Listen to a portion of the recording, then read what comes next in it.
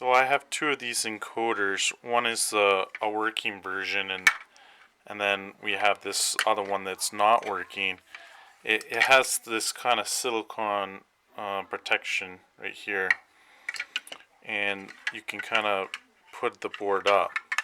So I was able to cross-reference these. There's an NPN and NPN transistor, and I was reading the same value just using the multimeter here. So for example, you can put it in diode mode,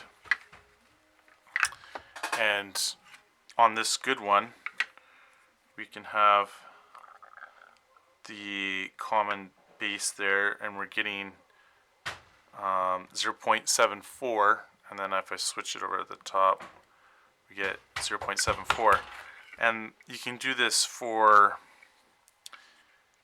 this one that's not working to see if there's any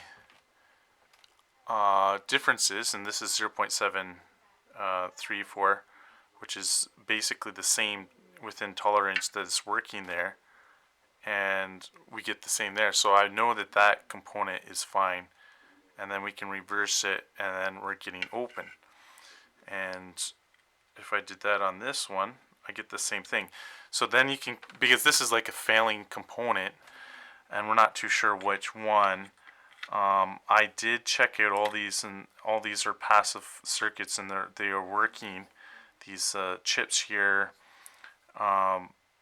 So yeah, it's kind of really hard to identify which is the bad component.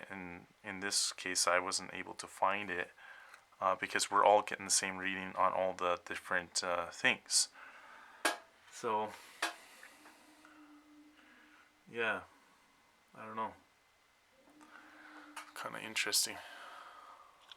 There was a little bit of corrosion in between here. I kind of scraped that out.